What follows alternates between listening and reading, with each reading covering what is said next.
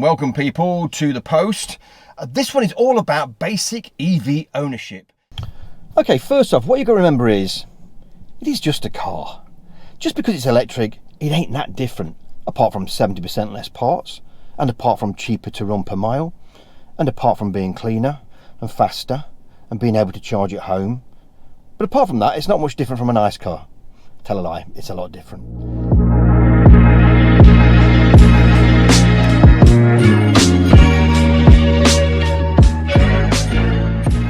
I'm going to look at you as a brand new newbie, never ever considered an EV before, but want to know a bit more. So this is what it's all about. So don't think it's going to be complicated. I'm going to keep it as sweet and short as I can with just some very basics. So let's get on with number one. Well, here we are at one of my favourite haunts. Let me just grab this and show you where we are. There you go. Tesco Superstore here in Loughborough. Sorry about the wind on the mic.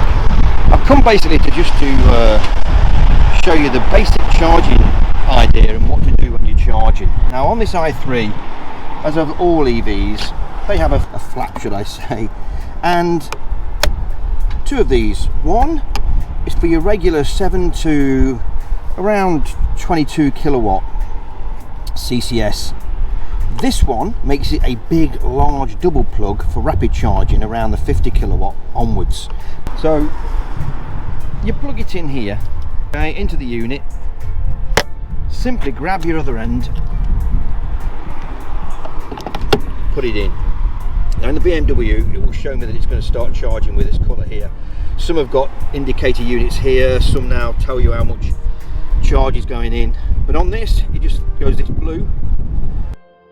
Okay, just so you realise that this system is app based. As you can see there, I've got all my apps on for travelling and charging, and they're all different brands, but let's just do this one in particular. Now obviously there's Pod Point and Genie Point, and as you can see there, these are Pod Point. So basically just go onto the app, click Pod Point.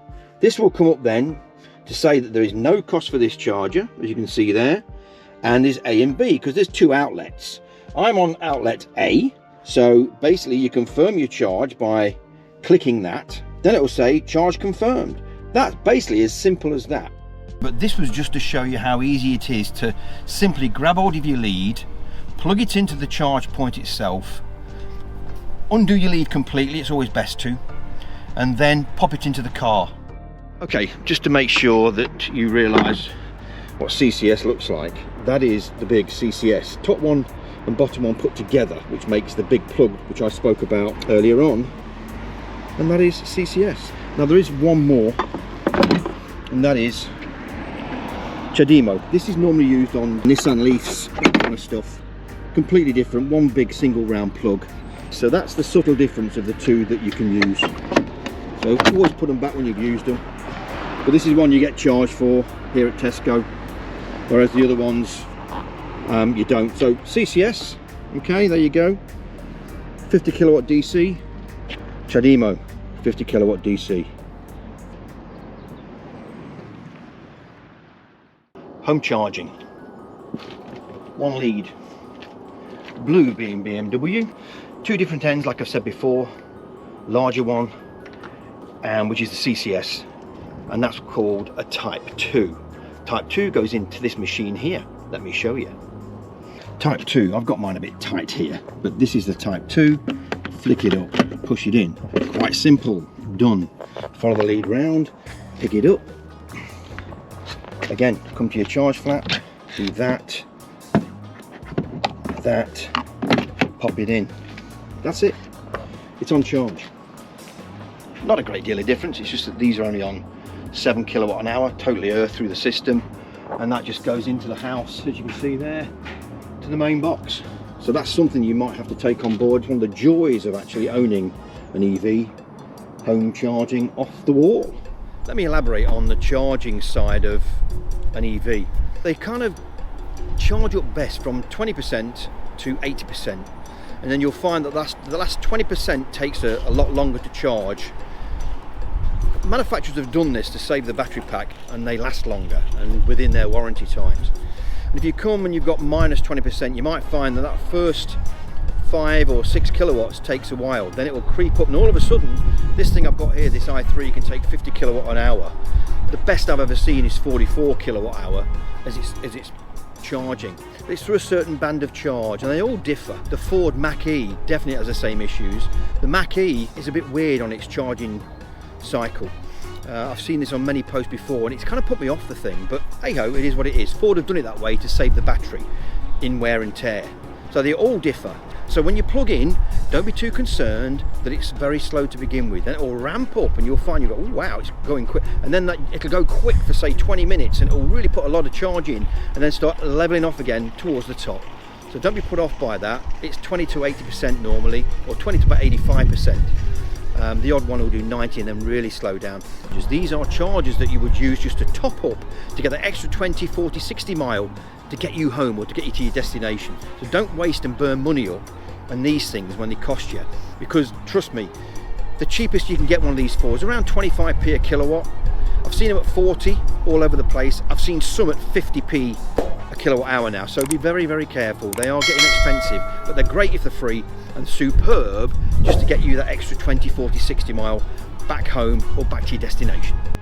And for the first time since these have been up here at Tesco, my little favourite 22 kilowatt Lois Ross is not working. They normally flash green here and blue.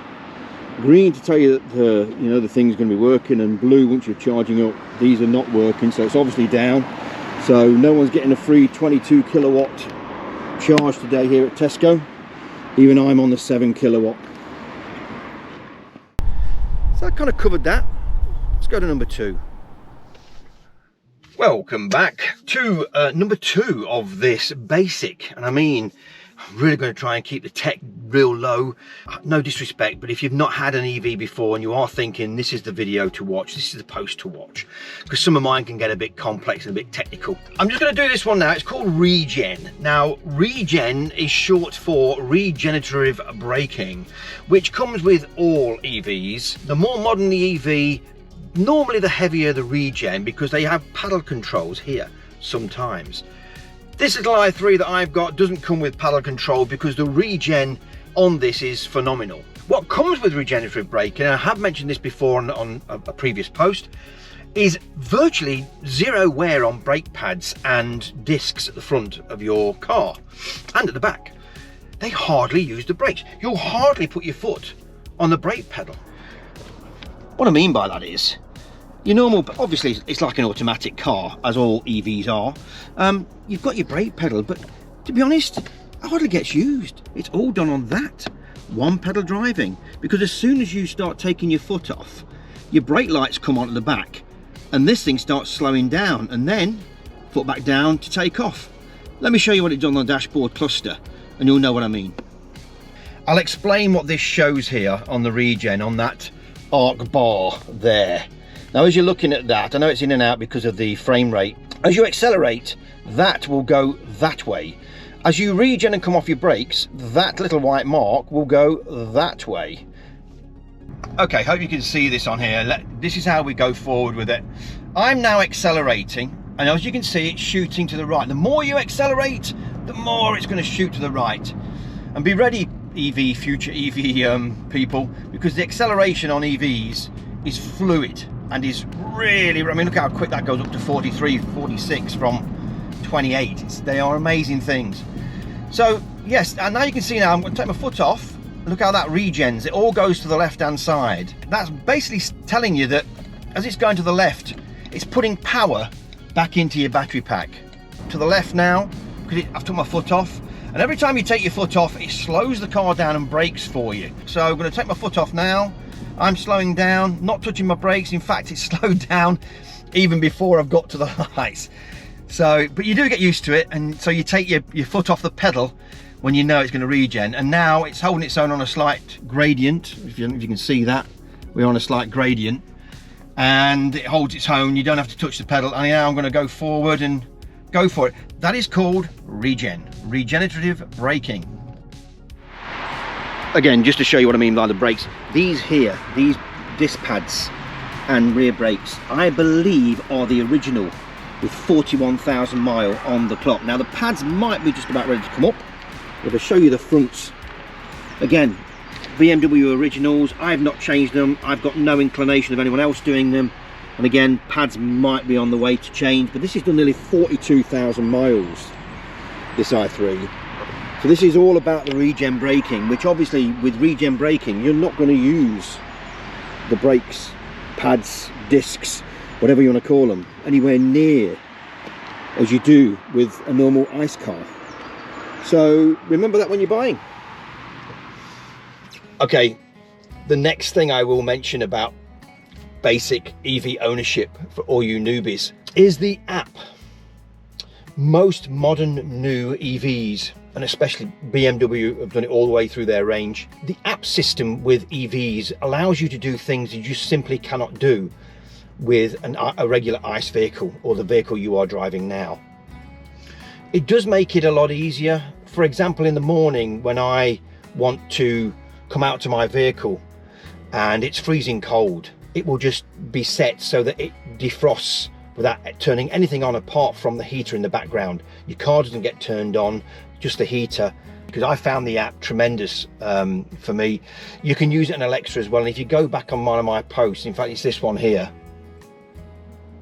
you'll see that I've actually mentioned it. And if you look at that, you'll see that there's 7 things an EV can do that an ICE car can't. And I do mention some of the things I'm mentioning now in that video.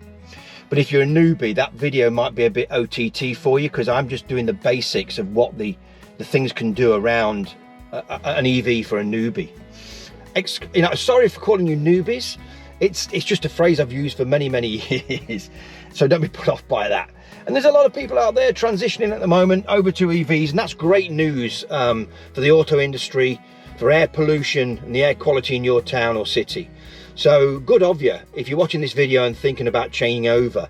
And I know a lot of EVs are expensive to buy and do that basic move over, but the savings are still there. And I know there's talk about taxing every car. I believe we should pay some road tax anyway, even if you're in an electric car. I haven't got a problem with that, as long as them funds are put back in to make the structural organisation around EVs easier, i.e. charges from like local councils, etc, etc. So yes, the app is my number 3, and I'll show you what I can do with mine. But Tesla's got a great one. They've all got their own. Hyundai has got one, Kia's got one, same group. A lot of the French smaller EVs have got apps, but I will give you a slight detail of what mine can do. Well, here it is. It's called My BMW, and it's face recognition, so bear with me a moment. There you go, my ugly mush has been recognised. It's all good, as they say, and it is. It's very good. There's lots to do. You can go through it, you can find where your vehicle is at any time, obviously. Yeah, there's lots to it. That's the charges I've done. Look, 42 kilowatt over the last 4 charges. It changes every month. This is for February. You can even turn your car on, you can turn your lights on from it, everything. So that is with the i3, but trust me, any EV you buy, you'll find that you'll get that app backup. If you're not very tech orientated, don't worry about it. You don't have to use it, but that's the app just in case you want it. Now, you might have heard the word frunk. It's a front trunk. I have mentioned again this on lots of posts, but if you're new to this, you'd be wondering what a frunk is. Well, a frunk is the American abbreviation of a front trunk. In other words, at the front of this car, instead of having all the batteries and the wires and the motors, there is actually a small cargo space, boot, or fruit, as some YouTubers call it, and some auto journalists. I don't like the word fruit. It just doesn't sound, so I call it the frunk. I think the frunk sounds better.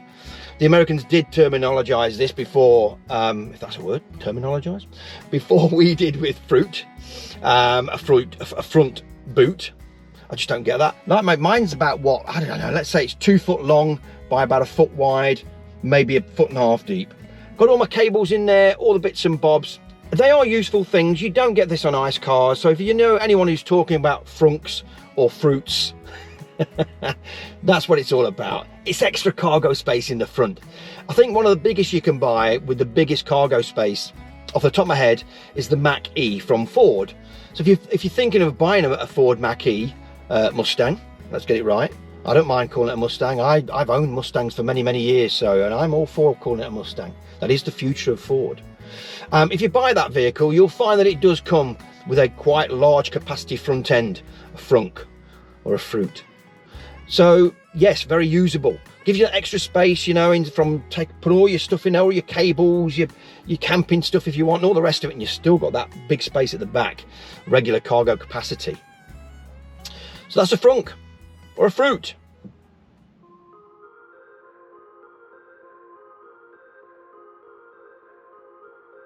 Well, let's round this one up, folks. This is the last one I'm going to mention. This is all about costs, all about how much you want to spend on your new EV. And I will mention batteries and range because that's all to do with cost. But before we jump there, let me just say one thing, and that is, if you're buying an EV to save the planet or to save money, and again, this brings me on to cost, good for you, because at the end of the day, you're doing both. You are saving the planet to a point without pushing the green tree hugger issue. I'm a bit of an environmentalist. I'm not a massive one, but I do believe we all need to do our bit. And if that bit is giving my hometown a bit more clean air quality for my grandkids, or for that child playing on the street, or when I pass a school, and the people who work around this vehicle I'm in now and everything else, even while I'm in this car park, you know, filming this, why should people suffer with this on tick over as a diesel or a petrol car? So yeah, can't knock you for doing that. Carry on, buy it for that purpose. Don't hold back on that, and don't let anyone sway you. Don't any of these fossil heads, because no one can preach more than me. I've had big V8s most of my life, quite fast muscle cars, big American vehicles for years and years. I've made the change, so why can't everybody else? There's no excuse and no reason not to. So these fossil heads who might impress you not to, tell them to go away and mind their own business. And if you've got a family member who's saying, oh, you don't want electric cars, the batteries only last 3 years, tell them they're uneducated and know nothing. Be very straight with them. Make your mind up. Do it for you. Do it for your family. Do it for your grandkids. But do it because it's right. And I believe it is right. So on cost and on the environment, you're doing the right thing. So I'm going to now move on to the cost factor again, but I'm going to bring it down to battery packs and range. The battery pack that you buy in your vehicle will cost. The battery pack is where the money is on all EVs. That's why when you buy an EV, they're always more money than a regular or comparable ICE car, unless you're buying used, where you can edge them up and benefit even more. But let's just keep with new at the moment. So if you want a new car with a range of around 130 to 140 mile in the summer, which might drop down to around 100 mile in the winter, because that does have an effect, then you will probably be looking at a car around the cost of, let's say, brand new, 20,000 to 30,000. Now in that brand new sector, around that price, pretty much guaranteed to get that kind of range.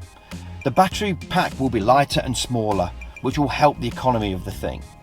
And let's remember here, the bigger the battery pack, the heavier it is at this stage in battery technology. 5 years time, I don't believe it will be. 10 years time, I believe the battery packs will be this size. I really do, and they'll have as much power as the ones we have now, which are 10 times bigger. But anyway, that's the future. So yes, range. Does it suit you? Does the range of 140 mile in the summer, taking your time and driving it nice and easy, suit your needs? If it does, keep to it. Why buy a big battery pack when you don't need it? And even at 140 mile range, if you live within, if you work within a 10 mile commute, and you shop local, and you take the kids to school local, and your relatives live local, you don't need any more than that size. So that would be around a 28 to say 40 kilowatt battery pack. Simple. If you need any more than that and you want to go bigger on the battery pack because you do a lot more range and you don't want to stop to charge, good of you, fine, do it. But you will pay a lot more for that. And if you're going to buy a car with a say 220 to 300 mile range on one single charge, be prepared to spend 32 to 55,000. If you want the ultimate cars, ultimate top end EVs, wow, are you a millionaire? Buy me one if you've got that kind of money. I digress. this thing I'm in now, this has got a summer range of around 135 mile if I take my time, but it's got a little backup generator on board as well once the electric side of it is depleted, but that's another thing. Just check out BMW i3 REX. This is the mid-range spec of battery. It's the 94 amp hour, which is about 33 kilowatt. Usables of just under 29 kilowatt, because you always have that bit of storage in your battery pack, always. So with that, I do get 135 in the summer. I think if I drove it real like a Vicar, I could probably push it to about 145, you know. Winter, yes, winter's down to about 100, 105, something of that region. So, but it don't bother me. I've just finished work. I don't go on massive journeys, but let me just put that right. I'm trying to knock this low range here, and I shouldn't be. Even if I was going on a long journey with this vehicle, it would not bother me. I'm quite happy to stop every 100 mile, grab a coffee, stretch my legs, stay on a charger for 20 minutes, and I've got another 50 mile back in it, or 100 mile back in it, because it is a 50 kilowatt system on this car. That's 50 kilowatts per hour I could put back in this car with the right charger. So, you know, I could, in fact, in theory, with under about 45 minutes, be topped up again if I'm down to say 10% left, but I'm not going to get too technical. So don't be put off by smaller battery packs and lower ranges. They've done surveys in the UK, and they reckon that the average commute is 15 mile either way. They reckon that most people shop locally.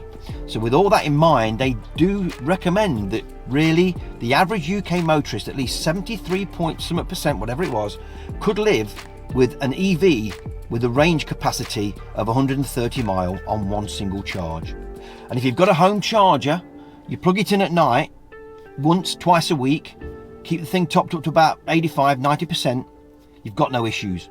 And charging up at home, as we spoke before on this, is the cheapest way. So a home charger is definite if you're going to go for a smaller range vehicle.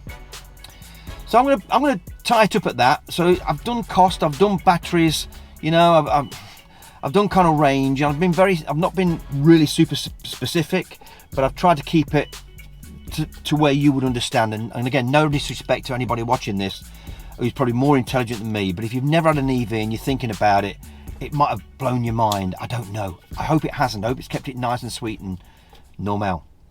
So that's it. I've got no more to say. I'm going to wrap it up now. Hope you've enjoyed it. Please subscribe to this if you want to on KK and Family. Check out all my adventures. This spring and summer, more and more to come. Please enjoy the channel. Please subscribe, and I hope you found this interesting. Look after yourselves.